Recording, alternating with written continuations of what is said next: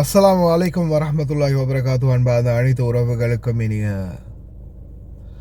மதிய வணக்கம். தப்பாக நினச்சிட போகிறீங்க வடக்கன்ஸ் அப்படின்னு. இது இந்தியாவில் வட மாநிலங்களில் நடந்த சம்பவம் இல்லை மக்களே. எங்களுடைய தமிழ்நாட்டு சொந்தங்கள் இருக்கக்கூடிய தமிழ்நாட்டிலே தமிழால் வார்த்தைகளை பேசி, அதாவது வீடியோ போடுறது அளவு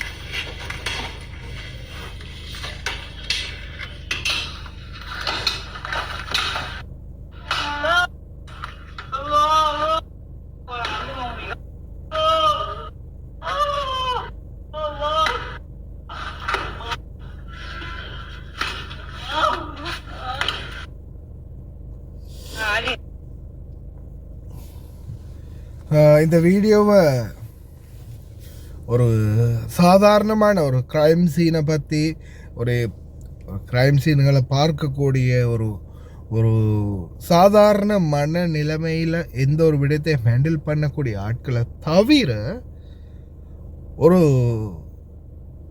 இதயம் பலவீனமானவர்கள் அப்படின்னு சொல்லுவாங்க இல்லையா, அந்த மாதிரி யாராலையும் பார்க்க முடியாது இந்த வீடியோவை. நம்ம வீட்டில் வேலை செய்கிறவங்களுக்கு இதை போட்டு காட்டும்போது அவங்க அந்த ஃபர்ஸ்ட்டு கட்டம் ஸ்டார்டிங்லேயே அவங்களுக்கு அப்படியோ தலை சுத்திருச்சு. அந்த அளவுக்கு மோசமாக நடந்துக்கிட்டானுங்க இவனுங்க. பாருங்க, இப்போ இந்த பாதிக்கப்பட்ட பையன், இந்த பையன் தான் பாதிக்கப்பட்டது, வட மாநில பையன், சரியா? இவனுங்க ஆளுங்களோட சைஸை பாருங்க.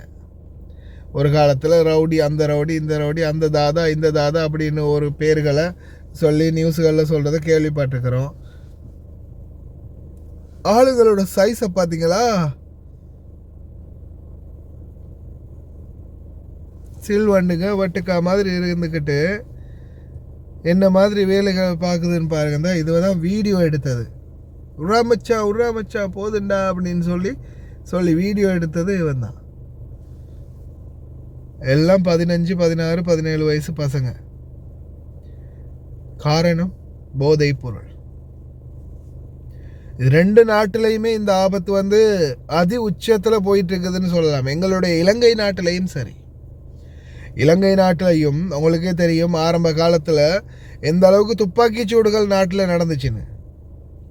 துப்பாக்கி சூடு அந்த அளவுக்கு நடந்ததுக்கு மெயினான காரணம் என்னன்னு தேடி பார்க்கும்போது அனைத்து காரணங்களுக்கு பின்னாலேயுமே இருந்தது போதை தான். அனைத்து காரணங்களுக்கு பின்னால் இருந்ததும் போதை தான். இந்த இவனுங்க இந்த ட்ரெயினில் வச்சு தான் இந்த ஸ்டார்ட் ஆகினது. ட்ரெயினில் டான்ஸ் ஆடிக்கிட்டே இந்த இது பண்ணினது. இந்த பரட்டு தலை மாதிரி ஒருத்தர் இருக்கான்ல, செம்பட்ட தலை ஒருத்தர், அவன் தான் டான்ஸ் ஆடிக்கிட்டு ட்ரெயினில் இந்த மாதிரி கத்தியை வச்சுக்கிட்டு, பட்டரை கத்தி ஒன்று வச்சுக்கிட்டு இந்த மாதிரி சேட்டை பண்ணவும், அதுக்கு பிறகு எல்லாரும் எந்திரிச்சு போயிருக்கிறாங்க. அந்த பையன் கேட்டுக்கிறான், என்ன ஏன் இப்படி பண்ணுற, பப்ளிக் பிளேஸில் ஏன் இப்படி பண்ணுறீங்க அப்படின்னு கேட்குதான்.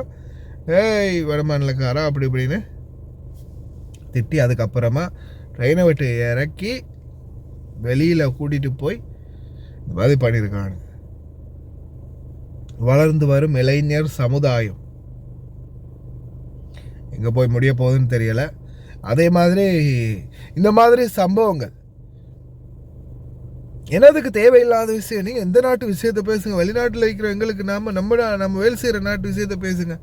எதுக்கு உள்ளூர் செய்தியெல்லாம்? ஆமாம், வெளிநாட்டில் நீங்கள் உழைச்சி நாட்டுக்கு அனுப்புவீங்க இல்லையா, அதில் இந்த மாதிரி தருதலைகளையும் நீங்கள் உருவாக்குவீங்க. ஞாபகம் வச்சுக்கோங்க தாய்மார்களை, தந்தைமார்களை. இந்த மாதிரி தருதலைகளையும் நீங்களே உருவாக்கிட்டு இருக்கிறீங்கன்றது. ஏன்னா எல்லா குழந்தைகளையும் நான் சொல்லலை, ஆனால் ஒரு சில குழந்தைகள் ஒரு சில பிள்ளைகள் வந்து பார்த்திங்கன்னா தாய் தகப்பன் வந்து வெளிநாட்டில் நிறைய பேருடைய தாய் தகப்பன்கள் வெளிநாட்டில் இருந்து பணம் அனுப்பின உடனே அவங்களுக்கு அந்த பணத்துடைய அருமை தெரிகிறதும் இல்லை. அதே போல் அந்த தாய் தகப்பனுடைய அரவணைப்பும் இல்லை, அதே போல் அந்த கண்காணிப்பும் இல்லாததால் சில குழந்தைகள் வந்து வீட்டுக்கு பார்க்குறதுக்கு நல்லவனாக தான் தெரியும். அவங்களுடைய வெளி தோற்றம், வெளியில் போகிற இடங்கள், அவங்க யாரோட சேர்றாங்க, என்ன பண்ணுறாங்க, என்ன உபயோகிக்கிறாங்க, என்ன எடுத்துக்கிறாங்க, அவங்களுடைய வெளி தோற்றம் என்ன, வெளியில் அவங்க இருக்கக்கூடிய இடத்துல அவங்களுடைய சோஷியல் ஆக்டிவிட்டீஸ் என்ன, அந்த மாதிரி சூழலில் வந்து ரொம்ப மோசமான கேரக்டராக இந்த மாதிரி மாறிடலாம். ஒருவேளை அவங்க நல்லவங்களாக இருந்தாலும் சேரக்கூடாது. சொல்லுவாங்க இல்லையா ஒரு பழமொழி, பன்றியுடன் சேர்ந்த கன்றும் பவ்வி அருந்தும் அப்படின்னு. அது காரணம் என்னென்னா, உங்கள் புள்ள நல்ல புள்ள தான், ஆனால் அவன் கூட சேர்றவன் வந்து நல்லவனான்றது சொல்ல முடியாது. மச்சான் அவர் இழுத்து பாடுறா, டே சும்மா அடிடா, அப்படித்தான் ஸ்டார்ட் ஆகும். கடைசியில் எங்கே போய் எத்தனையோ திரைப்படங்கள் இந்தியாவை பொறுத்த வரையில் எத்தனையோ திரைப்படங்கள் இன்றைக்கு வரைக்கும் உதாரணத்துக்காகவும் நாட்டு நடப்புகளை எடுத்துக்காட்டியும் இப்போதைக்கு வரைக்கும் வெளியாகி இருக்குது. அதே மாதிரி இந்த மாதிரி சில தருதலைகளை பற்றி சினிமாக்கள்லையும் வந்திருக்குது. சில சினிமாக்களே இந்த மாதிரியான தருதலைகளை உருவாக்கக்கூடிய படங்களும் இருக்குது. செய்ய வழி இல்லை, எல்லாமே அதுதான். கெட்டதும் அதுதான், நல்லதும் அதுதான், வாழ்வும் அதுதான், சாவும் அதுதான்ற மாதிரி சிச்சுவேஷன் உருவாகி இருக்குது. ஆனால் தயவு செய்து வெளிநாடு வாழ் உறவுகளே, உங்களுடைய குழந்தைகளுடைய ஆக்டிவிட்டீஸ் என்ன, கண்காணிப்பு என்ன அப்படின்றத நிச்சயமாக பாருங்கள். இந்த மாதிரி இன்னொரு சம்பவம் எங்கேயுமே உலகத்தில் எங்கேயுமே யாருக்குமே நடக்கக்கூடாது அப்படின்னு முடிந்த வரைக்கும் பிரார்த்தனை பண்ணுவோம். God bless you.